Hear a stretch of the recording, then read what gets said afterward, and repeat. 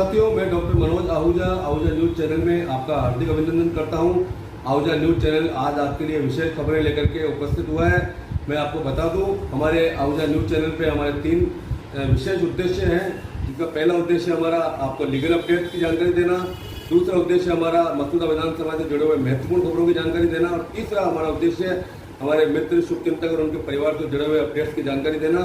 तो आइए आज हम आपको विशेष अपडेट देते हैं। और ये अपडेट देखने से पहले यदि अगर आपने हमारे आहूजा न्यूज़ चैनल को सब्सक्राइब नहीं किया है तो सब्सक्राइब कर लें और बेल आइकन का बटन दबा लें ताकि हमारे अपडेट सबसे पहले आप। हमारे देश के संविधान के अनुच्छेद 39 में यह प्रावधान किया गया है कि राज्य यह सुनिश्चित करे कि न्यायिक व्यवस्था समान अवसरों के आधार पर न्याय को बढ़ावा दे और कोई भी व्यक्ति आर्थिक या अन्य किसी अक्षमता के कारणवश न्याय प्राप्त करने से वंचित न हो। इसी प्रावधान का लाभ भारत के प्रत्येक नागरिक को देने के लिए देश के तालुका स्तर के न्यायालय से लेकर सर्वोच्च न्यायालय तक निःशुल्क विधिक सहायता प्राप्त करने के लिए कार्यालय खोल रखे हैं। जिला स्तर पर विधिक सेवा प्राधिकरण का गठन किया गया है, जिसमें राजस्थान उच्चतर न्यायिक सेवा के अनुभवी अधिकारी को सचिव के पद पर नियुक्ति दी हुई है। अजमेर जिले में इस पद पर राजस्थान उच्चतर न्यायिक सेवा के अधिकारी रामपाल जाट हैं, जिन्होंने बताया कि इस कार्यालय के माध्यम से निःशुल्क विधिक सेवा उन लोगों को दी जाती है जो धन व अन्य अक्षमता की वजह से अपने प्रकरण की पैरवी करने में सक्षम नहीं है। साथ ही प्रत्येक व्यक्ति को कानून की जानकारी भी हो सके, इसके लिए शिविरों का आयोजन किया जाता है ताकि आमजन कानून का पालन कर सके, जिससे कि समाज में शांति व्यवस्था बनी रह सके। उन्होंने बताया कि इस सेवा के लिए अनुसूचित जाति जनजाति के व्यक्ति तथा किसी भी श्रेणी की महिला व बच्चे, वरिष्ठ नागरिक, कैंसर एवं HIV पीड़ित व्यक्ति, ऐसे व्यक्ति जो अभिरक्षा में निरुद्ध हैं, ऐसे व्यक्ति जो मानव उद्योग, व्यापार या समाज के सताए हुए हैं, मानसिक या शारीरिक रूप से विकलांग व्यक्ति भी निःशुल्क विधिक सहायता प्राप्त करने के अधिकारी है। उन्होंने बताया कि यह व्यवस्था देश के सभी न्यायालयों में उपलब्ध है। इस श्रेणी का पात्र व्यक्ति निर्धारित आवेदन फॉर्म पेश करके उच्चतम न्यायालय, उच्च न्यायालय, जिला न्यायालय, तालुका न्यायालय, राजस्व न्यायालय तथा फोरम सहित सभी अदालतों में निःशुल्क सहायता प्राप्त कर सकता है। सचिव जाट ने बताया कि इसके अतिरिक्त इस कार्यालय के माध्यम से विधिक साक्षरता अभियान भी चलाया जाता है। साथ ही स्थायी लोक अदालत का भी संचालन इस कार्यालय के माध्यम से संचालित होता है। उन्होंने बताया कि आगामी 11 सितंबर को राष्ट्रीय लोक अदालत का आयोजन होना है, जिसको सफल बनाने के लिए वो जिले के प्रत्येक न्यायालय में जाकर वहां के न्यायिक अधिकारियों तथा अधिवक्ताओं से मीटिंग करते हुए लोक अदालत को सफल बनाने के लिए रूपरेखा व योजना बनाने के लिए प्रेरित कर रहे हैं। साथ ही सुझाव भी ले रहे हैं ताकि ज्यादा से ज्यादा मुकदमों का निस्तारण हो सके तथा लोगों को न्याय मिल सके। उन्होंने कहा कि लगभग 2 सालों से कोरोना संक्रमण वजह से न्यायालय में सुचारू रूप से कार्य नहीं हो सका है। ऐसे में कई ऐसे मामले जिनका निस्तारण काफी पहले हो सकता था, उन मामलों की छंटनी करते हुए उनको निपटाने का प्रयास किया जा रहा है। उन्होंने बताया कि इस लोक अदालत में राजीनामे योग्य फौजदारी मामलों, मोटर दुर्घटना से संबंधित मामले, पारिवारिक न्यायालय से संबंधित मामलों सहित जिन दीवानी मामलों में राजीनामा हो सकता है तथा चेक अनादरण के मामलों को भी निपटाया जाएगा। उन्होंने कहा कि जिले के सभी न्यायालयों में मीटिंग करने से उन्हें सकारात्मक माहौल देखने को मिला है। ऐसे में वो यह कह सकते हैं कि इस लोक अदालत के माध्यम से काफी लोगों को राहत मिलेगी। उन्होंने आमजन से भी अपील की है कि वो अपने विवादित मामलों को लोक अदालत में लेकर जाएं, क्योंकि लोक अदालत की भावना से निस्तारण मामलों की कोई अपील नहीं होती बल्कि विवाद का अंतिम निस्तारण होता है। ये आगामी 11 सितंबर को राष्ट्रीय लोक अदालत जो आयोजित होने वाली है, उसको लेकर के क्या तैयारियां चल रही सर आपकी? आगामी 11 सितंबर 2021 को जो लोक अदालत आयोजित हो रही है, इसके संबंध में हम मैक्सिमम वो मुकदमे जो कि कंपाउंडेबल हैं उनकी संख्या में इकट्ठी की है। इसके पश्चात उनमें से मुकदमे प्री काउंसलिंग के जरिए ये निश्चित किया जा रहा है कि किन मुकदमों में राजीनामा हो सकता है और किन मुकदमों में सुनिश्चित राजीनामा हो चुका है। उनकी डे टू डे हम रिपोर्ट ले रहे हैं। इस संदर्भ में जुडिशल अधिकारियों की और एडवोकेट्स की, विभिन्न तालुकाज के अधिकारी, अधिवक्तागण तथा कोर्ट कर्मचारियों की हम मीटिंग ले चुके हैं तथा डिस्ट्रिक्ट हेडक्वार्टर पर अधिवक्ताओं के साथ जुडिशल अधिकारियों की, अभियोजन अधिकारियों की व और भी स्टेक होल्डर्स जो हैं उनका सभी बारी बारी से हम उनको यहाँ पर मीटिंग में बुला रहे हैं। और बैंक कर्मी हैं, फाइनेंस कंपनी के जो अभिकर्ता हैं उनको तथा NI एक्ट के विशेष तौर से जो मुकदमे हैं जिनमें छोटी पूंजी है, उनका ज़्यादा से ज़्यादा निस्तारण किए जाने पर हम जोर दे रहे हैं। Thank you. नगर के पिपलिया बाजार स्थित श्री जैन स्थानक परम पूज्य महाश्रमणी गुरु माता श्री पुष्पवती जी महारासा के पावन सानिध्य में आज शुक्रवार को विघ्न निवारक सर्वसिद्धिदायक उवसगर स्तोत्र का जाप एवं बड़ा मांगलिक हुआ। धर्म सभा को संबोधित करते हुए उपप्रवर्तिनी श्री राजमती जी महारासा ने फरमाया कि चिंता और चिंतन दोनों में एक ही समानता है, गहराई की। चिंता गहरी होती है और चिंतन भी गहरा होता है।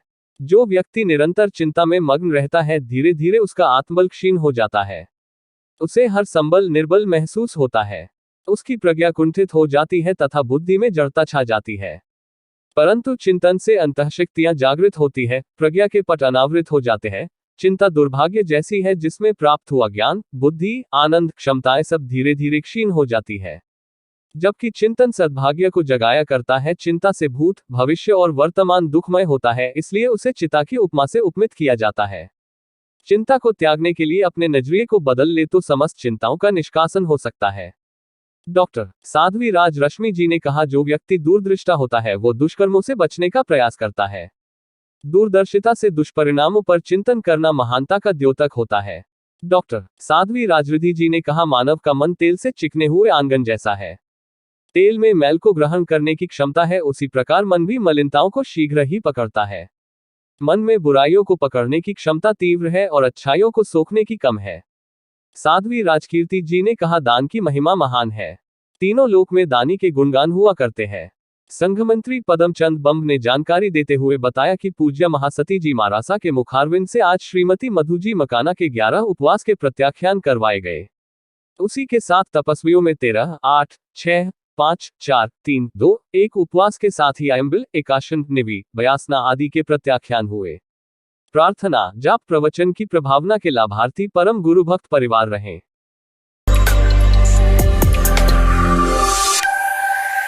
अजमेर संभागीय आयुक्त वीणा प्रधान ने शुक्रवार को केकड़ी का दौरा कर क्षेत्र में वैक्सीनेशन शिविर व राजकीय जिला चिकित्सालय का निरीक्षण किया। वहीं उपखंड कार्यालय पहुंचकर उपखंड स्तरीय अधिकारियों की बैठक ली।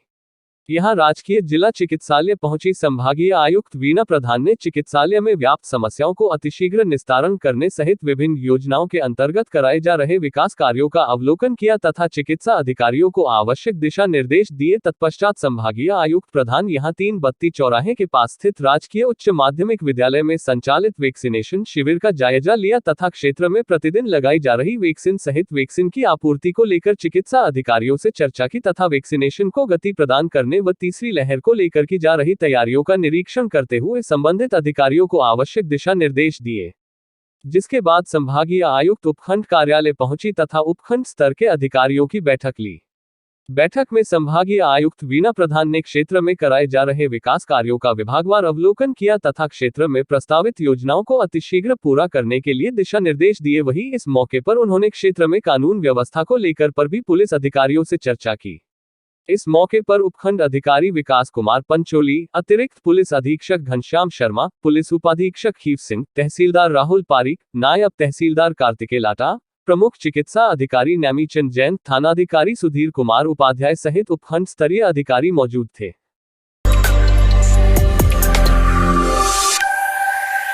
जिले के आदर्श नगर थाने में पुलिस निरीक्षक सुगंध सिंह बिजारनिया के पदस्थापन के अवसर पर आज क्षेत्र के कई गणमान्य नागरिकों ने पुलिस थाने में पहुंचकर उनका स्वागत अभिनंदन किया।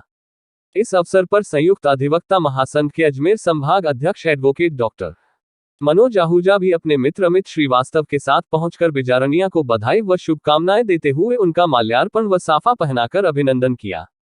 सम्मान समारोह के दौरान अजमेर बार के अधिवक्ता परमेश्वर चौधरी, चिराग मुदगल, हरिओम शर्मा, हेमंत मुदगल सहित कई अधिवक्तागण व सभ्रांत नागरिक मौजूद रहे।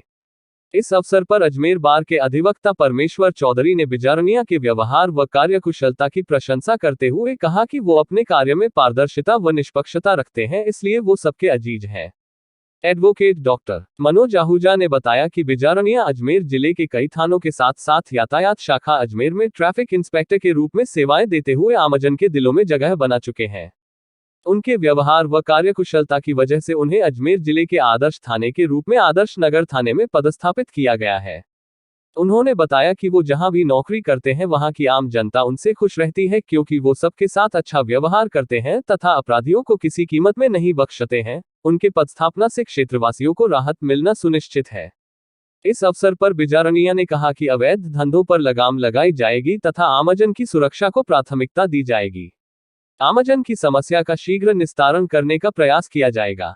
चोरी की घटनाओं पर अंकुश लगाने के लिए योजना बनाकर आमजन का सहयोग लिया जाएगा। कानून व्यवस्था को प्रभावित करने और खौफ पैदा करने वाले अपराधियों पर तत्काल व सख्त कार्यवाही की जाएगी। उन्होंने आमजन को भी संदेश दिया कि वो पुलिस को अपना मित्र समझकर अपराधों के बारे में सूचना दें तथा संदिग्ध गतिविधियों की सूचना भी पुलिस को तत्काल दें।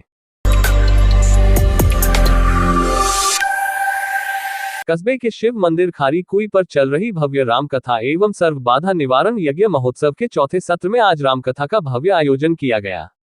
कथा पाठ में दिन ब दिन श्रद्धालुओं की भी वृद्धि हो रही है तो धार्मिक बयार में बहने वाले श्रद्धालुओं को भी आनंद की अनुभूति होती दिखाई दे रही है। शिक्षक श्रवण लाल गुर्जर ने बताया कि गो राष्ट्र भक्त सत्यगोपाल जी महाराज ने कथा वाचन करते हुए कहा कि हर मानव के जीवन में एक कंठ यानी इष्ट होना चाहिए, दूसरा पंथ रास्ता ज्ञान योग, भक्ति योग, कर्म योग, उपासना, इनमें से एक तीसरा ग्रंथ हो गीता रामायण भगवत, चौथा संत हो जीवन में जो हमें सही मार्गदर्शन दे, पांचवा एक मंत्र हो, छठा एक सूत्र दान का सेवा का, तभी जीवन महान बनता है। कथा में गाए भजन लगन शिव से लगा बैठे जो होगा देखा जाएगा। भजन पर श्रद्धालु नाचने झूमने लगे। कथा में ग्राम के गणमान्य सज्जन जयमल रेहलानी का साफा और दुपट्टा पहनाकर स्वागत किया गया। नागेंद्र सिंह जी, रामलाल वैष्णव, रामकुमार जाट, दुर्गा लाल लोहार, ओम जी लोहार, विनोद कुमार वर्मा, सत्यनारायण बारी, सुरेश जी दिनेश, आनंद जी सेन, अशोक जी रामपाल, गंगाराम जी माली, महावीर, छगन जांगू, भावर लाल प्रजापत, शिव प्रकाश लूनिया, हेमराज जाट, किशन गोपाल परिहार आदि सैकड़ों की संख्या में भक्तजन, माताएं व बहनें मौजूद रहीं। अंत में आरती प्रसाद वितरण किया गया। व्यवस्थापक ओमजी लोहार ने बताया कि कथा पाठ 17 अगस्त तक प्रतिदिन 7.30 से 10.30 तक चलेगी।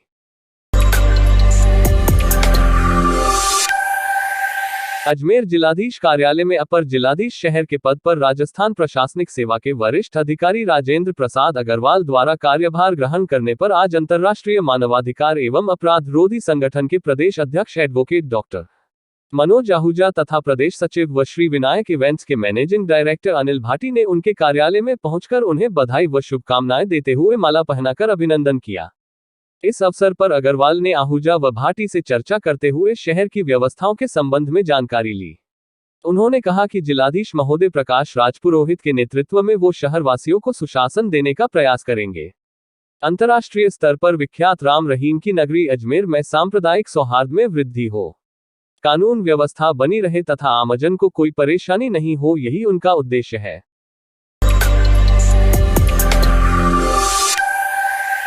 नव पदस्थापित थानाधिकारी इंस्पेक्टर महावीर प्रसाद मीणा के भिनाय थाने में पदभार ग्रहण करने पर निवर्तमान किसान कांग्रेस के जिला उपाध्यक्ष शैलू आचार्य ने मीणा का साफा व माला पहनाकर हार्दिक बधाई एवं शुभकामनाएं दी। साथ ही थानाधिकारी को थाना क्षेत्र में हो रही चोरियों की घटनाओं के बारे में संज्ञान लेते हुए कार्यवाही करने का निवेदन किया। साथ ही रात्रि गश्त को और तेजी से और मजबूती प्रदान करने का सुझाव दिया। इस अवसर पर महादेव जाट, रोशन अली भी साथ रहे।